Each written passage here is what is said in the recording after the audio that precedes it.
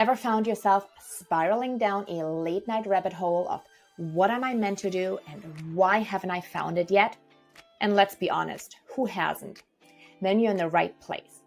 I'm Theresa White, career clarity expert and 5-time certified career coach, and I'm here to help you navigate the question of how to find a career that truly lights you up. On Career Clarity Unlocked, we're all about those light bulb moments. I'm talking to people who are still trying to figure out what they're meant to do, coaching them live to reach that magical, yes, this is it moment. And we'll also hear from those who've already found their dream careers and figure out exactly how they did it. Whether you're looking for inspiration or actionable advice on finding a career you love, I've got you covered. Time to unlock some career clarity. Let's dive in. Welcome back to Career Clarity Unlocked. Have you ever looked around at the people getting promoted into leadership roles and thought, what are they doing that I'm not doing? And are they the ones making a bigger impact than I am?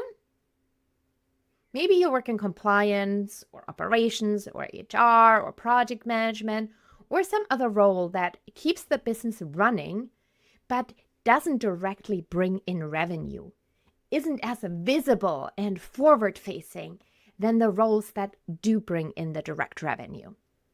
And because of that, you might have started telling yourself a story. Maybe a story that your work matters, but not that much. Yeah, you know you're contributing and you're good at what you do, but it's not really driving the business.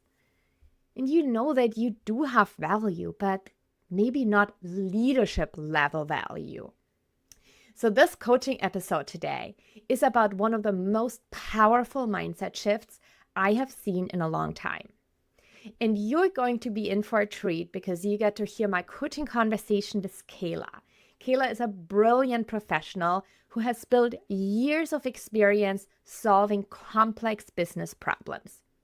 She wants to move into leadership. Well, at least a part of her wants to.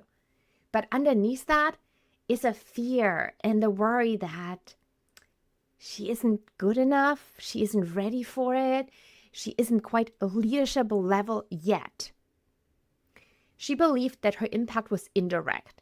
And because of that, she was questioning whether she was qualified for the next level. And if you're anything like Kayla, listen closely today. Because what is happening in the coaching conversation doesn't just change how she sees her work, it changes how she sees herself. But before we jump into the coaching conversation, let me give you a little bit of context. So when Kayla came into the session, a part of her was curious if she could move into a leadership role. A part of her wasn't so sure and had a lot of beliefs around how she wasn't quite ready yet. From the outside, what I saw is she already had an impressive career. She had years of experience, very deep technical expertise, a reputation for solving difficult problems, and she wanted something more. She wanted to step into leadership, and she wanted to specifically move toward people management and unlock what she described as her full potential. So what was getting in the way? Well, the things that stopped her from taking that step so far were that she wasn't sure that she had enough experience. She questioned whether she was actually truly ready. So if you ever found yourself thinking like, I'm going to get one more certification, or I'm going to just finish this project so I can add one more accomplishment to my resume, or I'm going to go for one more year of experience, then I really want you to pay attention today. Because what we uncovered isn't actually an experience gap, but it is much more a belief gap. And in this coaching session, as I was listening to Kayla describe her work, something became really obvious to me. What I was hearing her describe was that she was demonstrating so many of the qualities that we associate with strong leadership. Because Kayla wasn't just solving technical problems. Yes, that was the piece she got paid to do. That was her job description. But also, she was bringing people together. She was listening to different stakeholders. She was understanding competing priorities. She was managing risk. She was finding long-term solutions instead of quick fixes. In other words, she wasn't operating as someone buried in the details.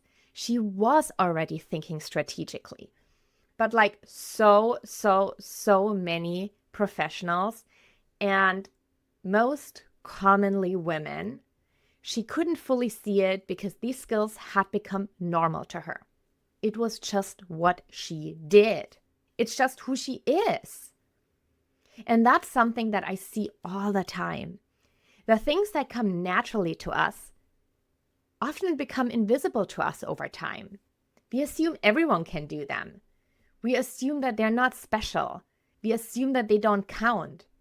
And then that assumption can become incredibly expensive when it is the time to advocate for yourself, pursue a bigger opportunity, go for that next role, be in a job interview. Those are the times where you really have to work on dialing that assumption back and seeing the value in what you truly, truly bring. And my coaching conversation with Kayla then moved somewhere even more interesting. Because what initially sounded like a lack of confidence around leadership experience turned out to be actually something deeper. Kayla began talking about the type of function she works in. She was in a support function, an enabling function. And that's where the real belief showed up. And essentially, she was saying that I work in compliance and regulatory affairs. I'm not in sales. I'm not in marketing. I'm not directly generating revenue. And underneath that is the question I've heard from thousands of professionals. Does my work matter enough? Listen for their belief as this conversation unfolds, because once we identify it, we can also change it. If you don't mind sharing in a little bit of a nutshell of what you've been doing and what the questions are on your mind at the moment. Yeah, sure. I'm currently working for a health and hygiene company in the product safety function. And I have many years of experience in product compliance, regulatory affairs, and also quality assurance, particularly specializing in chemical management for consumer products. So now I'm at a stage that I think I'm ready to progress to the next level, and also would like to, or my aspiration is to be a people manager in due course. And also in my past experience, I'm mainly as a individual contributor. So I would really would like to progress to the next level and see how to unlock my full potential for my career. But of course, I also have some concerns because I don't have the people management experience. So how could I navigate or strengthen that type of skills in order to get there? So that is my biggest concern. So I would like to see how this assessment could really help me to maybe think outside of the box and see if it is just something that limited belief, or maybe I have already get that experience, but it's just my current mindset couldn't help me to get there yet. Yeah, I'm excited to unpack that. Thank you for sharing that. I love your impression. Into engineering and chemicals and raw materials. Wow, you have some really amazing experience. And then I asked you to take the Sparketype assessment, and your Sparketype showed up primary as a scientist, a love for solving problems, and had with a nurturer, taking care of others, and anti the performer. So we'll unpack that and then see how that can shine a light on the questions that you came in with today. So your primary, the scientist, is a love for solving problems and figuring things out. Did that resonate for you? I think it's really accurate. Yes. Because whenever I identify some issues or problems that actually excites me, and I really would like to find a solution to fix that. So I think that's something that I've been doing throughout my career, particularly with the background of science and engineering. I get used to solve problems. And also I think it's of course quite necessary skills as an individual contributor, but I'm also wonder if it would also constrain myself to be a people leader, because I always try to fix something, but maybe I should think at a bigger picture to try to solve some even more complex issues. So that's how I'm thinking maybe I should switch a bit to that angle. Right. Well, I hear both. And one, it's like beautiful quality, your love for problem solving. And I would imagine that was a part that got you into the engineering path, and now that quality control and the safety and compliance parts. Before we go into the leadership, just to understand the type of problem solving that you love, in your current or last role, what were some of the challenging problems that you got to work on that were really exciting? Like for example, when I work in quality assurance, so I oversaw the global quality assurance system for, let's say, the production volume is that it's about 1.3 billion per year. Okay. So it's a massive system. And one of my main responsibility is to ensure there's like zero non-compliance throughout the year. So it is a very important goal for the team and also for the company. That really requires me to mitigate risks. Oh, yeah. So it's more about risk management and Yeah. anticipate if there are any potential risks that we have to block it ahead of time. So sorry, you were saying? I was wondering, like, as you were working through this process, what were the tasks that you were doing where you're like really enjoying the work? Yeah, as I mentioned, like if there's something like quite critical issues comes up, I would like to investigate in details, like what happens, what's going on, and how could we find the solution with other functions, and how to like move things forward. So I really like to understand the principles, the mechanism, even from scratch. That's what I get used to, and try to see the bigger picture and also hear perspective from different functions so that I could piece all these elements together and find like a win-win solution. Yeah. So that process of there's a critical issue and then doing that deep investigation to really understand it all the way to the root cause, getting the perspectives, and then finding a solution to move forward. Yes. And I just want to add one more point. I enjoyed to decide some preventive actions so that I could fix something for a long time, because it has to be sustainable. Right. And also that benefits a lot to the business. I love to find out the long-term solutions instead of just being a firefighter. And when you were speaking about investigating and really getting to the root of the issue, you said you also enjoy the different perspectives. So you work with different subject matter experts to really understand. What does that look like? More like looking at the same issue from different perspective. Let's say from supply chain perspective, what are their concerns? From procurement perspective, for sourcing perspective, or even from the quality perspective, because they represent their own interests for their own functions, and everyone cares different things. But when we are investigating this issue, how we could form a collective voice and to find out the corrective actions as soon as possible. And I would say I'm also really proud of that. I love doing that because I know not everyone is a good listener, but That's something that I enjoy doing. I tend to listen to different opinions before thinking about the solutions. That is a beautiful quality. And your shadow Sparketype showed up as a nurturer. And Yes. sounds like that really plays into that of building relationships with people, caring about the people that are involved, listening to them, and understanding them before you move into the solutions. Does that resonate with you? Yes, definitely. Yeah.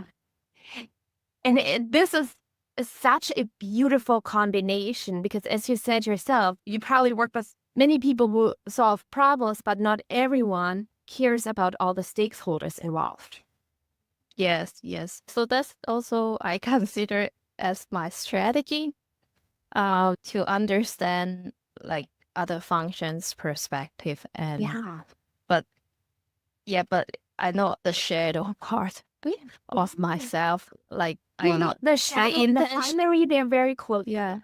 So it suggests that both of them are very energizing for you. So shadow doesn't mean it's less. It's just they often work together. So it suggests that that your gift is in taking care of the people you work with and listening to them and really understanding them and then bringing that together to then find solutions to the issues you work on. Yes. And also I really felt that that's one of how I grew throughout the years because in the past or at a bit early stage of my career, I really focus on my own mandate. Yeah. I can like deeply immerse into what I I focus on my daily work quite a lot. Yeah. But nowadays, I feel I'm a bit mature and I would intentionally to navigate at the workplace, to listen to what's going on from other functions, other departments, what are their pain points and what brought the business growth. And also that really helps me to understand or get the insights from others, from my coworkers, so that I could integrate my expertise or my experience to brainstorm if we could find any opportunities, collaboration, or let's say like initiate a new project that would benefit the business. So I think that's also aligned with my nurturer characteristic. And I really see those qualities as making you stand out from others who do similar work to yours because you have that gift of listening to every person, really understanding them, investigating the root cause, taking everyone's perspective into account, because that allows you to find higher level solutions. And as you already said, the preventative solutions and the long-term solutions, it's not just the quick band-aid fixes, but you're really getting the full picture that then allows you to create a solution at the highest level. Yes. And that is, as you are now thinking about people management. So at first, let's do the question of, is that the right long-term path for you? From what you're sharing, you're already doing some of this. So when I picture you as moving up into a leadership role and into people management, one, if you have a team under you, you're not just one person, but you're now a team and can solve even more complex or more critical issues. And two, you have that ability where you take every person's perspective and input, and then as a leader, you're the one to bring it together. And you are already doing that in your current role. How is that resonating for you? Yes, you're right. That's what I've been doing. But I think maybe it's just my limited belief that because the nature of my functions, it's always supporting function. So I would consider like functions like marketing or sales, they are more closer to the money. So they are the business driver or business Yeah. decision. Right. Yeah. So I also think like struggling to think about as the supporting functions, or Yeah. let's say it's a business enabler functions. How Mhm. could I lead, or how could I drive more scalable impact to the business? Because I think it's just the nature of the function or the nature of my work Yeah. that somehow, to some extent, that we wouldn't be the decision maker. We can be the decision maker for our own area, Right. but ultimately the decisions are often made by the commercial side of Yeah. the organization. Yeah. And it is true that there are some departments in a company that are more directly revenue and growth impacting than others. Yeah. And also, you're in compliance and regulatory. So let's say there is a big compliance issue happening and it doesn't get fixed. What happens? Yeah. Then of course we may lose money, or the brand reputation. So your like, work yeah. directly impacts money and brand reputation. It's without the work you're doing, the marketing, they wouldn't even have a product to market. They would have to market something that's not in compliance and really hurt their brand reputation. So the work you're doing has a very significant impact. It's not as obviously visible, right? You're not the one who brings in $1 million contract. But without the work you're doing, another department couldn't bring a contract in, or a sales or opportunities. So framing the work you're doing in, always asking yourself, okay, if I wouldn't have done what I did, if I wouldn't have found a solution to this critical issue, what would have happened? What would have happened if you didn't do what you did? And then it'll probably be clear, okay, there would have been a significant impact if we wouldn't have solved that issue. That product would have been needed to be taken off market, or there would have been brand reputation harmed or direct loss. So in that way, the contribution you make are so important. And then when you think about the long-term solutions, because you were talking about the preventative actions and the long-term solutions, when you think, okay, let's say I wouldn't do that, I wouldn't have done that. Maybe there is a small issue that comes up 2 or 3 times a year. That takes people, personnel costs, that takes monetary costs, that is time. All of those costs compound that you are solving because you're thinking so proactively. Right. Yeah, you're 100% correct.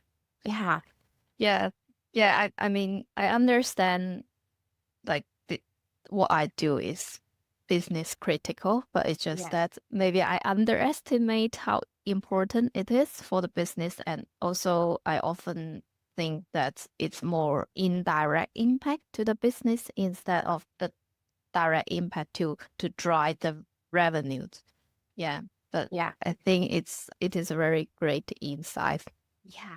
And when you talk about your work, because it is more indirect, you might have to make it more obvious for the person you're talking to as you're gaining visibility in the company to find out what was at stake. We were working on this specific issue. This is what was at stake.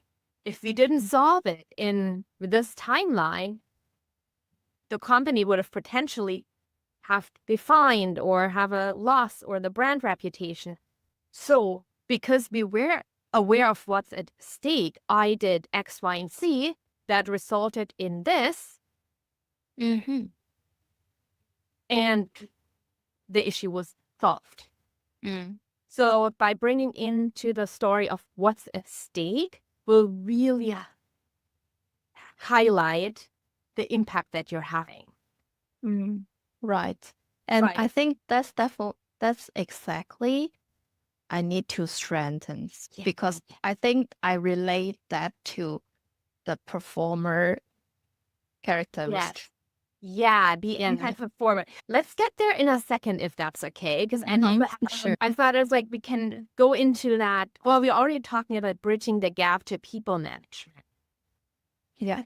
So really focusing on what you're already doing. Because you have the most important leadership quality. It's that you care about the people you work with. You want to hear their different perspectives. You are a good listener. And you have the ability then to bring that together to solve problems. That is what it means, and you're already doing it. I am so glad that you got to hear that part out of our coaching conversation. Did you catch what happened there? The breakthrough wasn't that Kayla learned something entirely new about herself or her new job. The breakthrough was that she saw her job differently. Because for so many years, she's been evaluating her impact through one single lens: revenue generation. And we're taught to do that. Our society is taught and driven, and it's drilled into us that that is the only thing that matters. So that is not her fault. If she wasn't directly driving sales, then obviously her contributions must somehow be less important. But honestly, that is truly a false hierarchy that exists in so many organizations. Yes, of course, we know revenue matters, but it's not the only thing that matters. Protecting the company from risk matters. Safeguarding brand reputation matters. Preventing costly mistakes matters. Building systems that allow revenue-generating teams to succeed matters. And the truth is that business don't operate because of one single function.